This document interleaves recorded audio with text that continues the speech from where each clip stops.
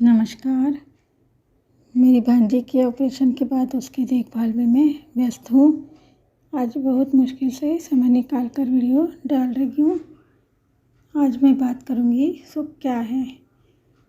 सुख शब्द सुनते ही मन एक मखमली आनंद से भर उठता है। इस जगत में सभी सुख चाहते हैं। इसमें से हर एक सुख का अभिलाषी है। मतलब हम में से हर व्यक्ति सुख चाहता है। यह बात अलग है कि सभी की सुख की परिभाषा अलग अलग है, या एक है कि सबकी परिभाषा भिन्न भिन्न है। भिन्न भिन्न रुचि, शौक व इच्छाओं के चलते सुख का स्वरूप हर एक का अपना निजी होता है। आवश्यक नहीं है कि मेरा सुख आपके सुख जैसा हो और आपके सुख में मेरी तृप्ति बसती हो, लेकिन यह सार्वभौमिक सत्य है। मतलब सभी के लिए एक समान बात है कि हम सभी का सुख एक दूसरे से जुड़ा हुआ अवश्य है, इंटरकनेक्ट, अंतर संबंधित। इसे ऐसे समझे कि जब एक माँ अपने भूखे बच्चे को दूध पिलाती है तो बच्चे का सुख उस दूध को पाने में है और माँ का सुख अपने बच्चे की तृप्ति में है।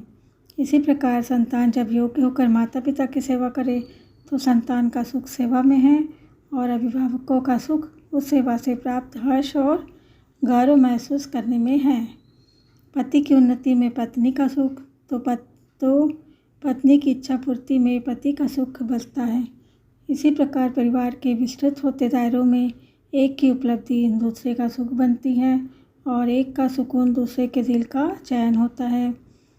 मित्रों का सुख भी परस्पर सब संगुणित होता है, यानी कि एक दूसरे से जुड़ा होता है या संफुल्लित होता है। यानी कि एक मित्र को खुशी मिलती है तो दूसरे मित्र को अपने आप खुशी मिल जाती है। तो इतना तो तय है कि हम अपने पारिवारिक और निजी दायरों में एक दूसरे के सुख से सुखी होते हैं, तो फिर क्यों ना इस सुख को और व्यापक कर लिया जाए। यदि हम इसे समाज, राष्ट्र और विश्व तक फैला दें तो सुख मात्र हमारे घर आंगन तक सीमित न रहकर हर राह बाट पर खिलखिलाता नजर आएगा। देखिए, इतना तो हम सभी मानते हैं कि यह दुनिया ईश्वर की बनाई हुई है, अर्थात हम सब का निर्माण एक ही ईश्वर के द्वारा हुआ है। उसने हम मनुष्यों में कोई भेद न रखकर सभी के समान स्तर, अधिकार और कर्तव्य को इंगित किया है। इसलिए यदि हम सुखी हो तो उसमें हमारे परिजन और उनके साथ समग्र समाज को भी सुखी होने का हक है और इसके लिए प्रयास करना भी हम सभी का नैतिक दायित्व है। वैसे भी इस कार्य के लिए विशेष प्रयासों की जरूरत नहीं होती है।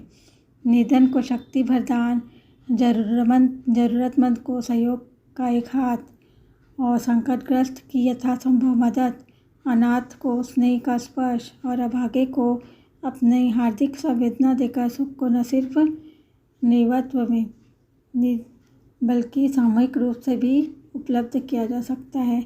यानी कि केवल अपने ही घर का सुख नहीं देखना है, सभी का सुख देखना है। सुख की यही सामूहिकता उस आनंद का सृजन करेगी जो इस सृष्टि के निर्माण का मूल उद्देश्य है और जिसे जयशंकर प्रसाद ने अपनी कामायनी में, मतलब पुस्तक है कामायनी में, बखूबी अभिव्यक्त किया है। इसलिए सुख की पूर्णता ही आनंद में है और आनंद सभी अपने समग्रता में उपलब्ध है। और जब एक के सुख में अनेक सुख एकाकार हो जाए, सरल शब्दों में कह सकते हैं कि यदि तेरा मेरा छोड़कर यदि हम का उदार भाव अपना ले तो सुख का सतयुग आरंभ हो जाएगा और तभी हम उस सुख को उपलब्ध होंगे जो शरीर से आगे बढ़कर आत्मा को सुकून देता है। सुख की कोई परिभाषा नहीं होती, यह मन की अवस्था पर निर्भर है।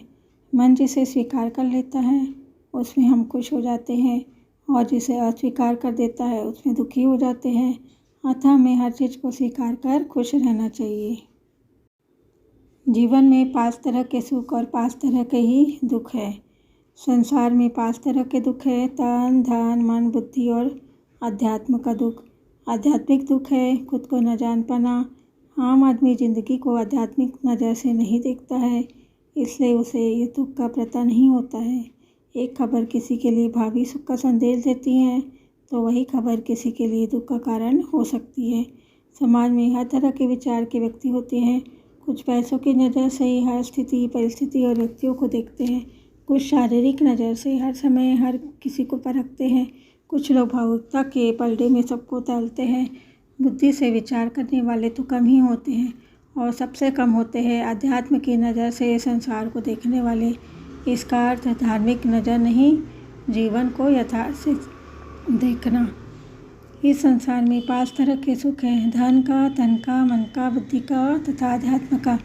आपने मिठाई खरीदी तो धन का सुख, खाई तो तन का सुख, पोते पोती को दी तो मन का सुख, स्कूल में प्रथम आए तो बुद्धि का सुख आदि।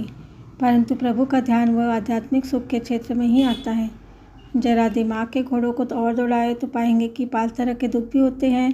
आपके 1000 रुपये खोए तो धन का दुख, शरीर का कोई अंग खराब हो जाए तो धन का दुख, छोटी उम्र में परिवार में कोई व्यक्ति गुजर गया तो मन का दुख, पर कोई व्यक्ति परिवार में मानसिक संतुलन खो गया तो बुद्धि का दुख। परंतु सबसे बड़ा दुख जो बहुत कम लोगों को होता है वह अध्यात्म का दुख। अध्यात्म का दुख अपने आप को न जान पाता है। आम आदमी आध्यात्मिक नज़र से जीवन देखता ही नहीं है तो उसे दुख का पता ही नहीं है। अध्यात्म की नज़र से देखिए तो वास्तविकता में न सुख है न कोई दुख है। सुख दुख तो एकमात्र एक विचार है। एक के लिए एक घटना दुख का संदेश लाती है, दूसरों के लिए वही घटना भावी सुख का आहट देती है। अब हम बात करेंगे मीडिया में आई खबरों पर। निसंदेह हमें खबर को हर विस्तार से देखना चाहिए। पैसा, स्वास्थ्य, परिवार, समाज ये हमारे अभिन्न अंग है, परंतु सबसे विशाल तो अध्यात्म का पहलू है। यह मानना बचकाना होगा कि हर खबर सिर्फ एक स्तर पर हिट होती है। हर खबर का असर व्यापक होता है। वह नज़र बाद में आए पर इसकी पहुँच पाए बहुत ऊंची और गहरी होती है। एक खबर दुखदायी मालूम पड़ती है परंतु उससे अनेक लोगों को सुख मिलता होगा, और शायद एक खबर सुखदायी मालूम होती है लेकिन इससे अनेक लोगों के घर में दुख का माहौल हो जाता होगा। बात गहरी है, इसको ज़रा ध्यान में से पढ़िएगा। हर खबर को साक्षी भाव से देखिए। साक्षी भाव यानी कि समान भाव से, तो उतनी परेशानी नहीं होगी जितनी बताई जाती है। आप लोग टीवी में देखते होंगे हर खबर को कितने बार रिपीट करके उन लोग अपने अंदाज में आपको ढालना चाहते हैं, यानी कि वो इस किसी निगेटिव खबर को निगेटिव के रूप में आपके दिमाग में डालना चाहते तो बार बार मीडिया उसी चीज़ को आपको दिखाते रहेगा। तो ये आपके ऊपर है, आप उसको किस तरीके से लेते हैं। परंतु हर घटना में कितने लोगों की ज़िंदगी बन जाएगी।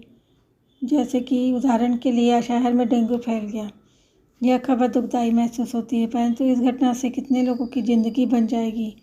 बकरी का दूध, पपीता बेचने वालों की, डॉक्टरों की, लैब वालों की और उनके साथ अनेक लोगों की ज़बरदस्त कमाई हो जाएगी। जैसे कोरोना के समय हुआ था, कई लोगों ने बहुत पैसा भी कमाया है। डॉक्टरों ने, विशेषकर मेडिकल क्षेत्र के लोगों ने, फल वालों ने महंगा बेचकर ऐसे कई लोगों को सुख भी मिला बीमारी में। अक्सर सोचता हूँ कि अंतिम संस्कार का सामान बेचने वालों के घर खुशी कब आती होगी।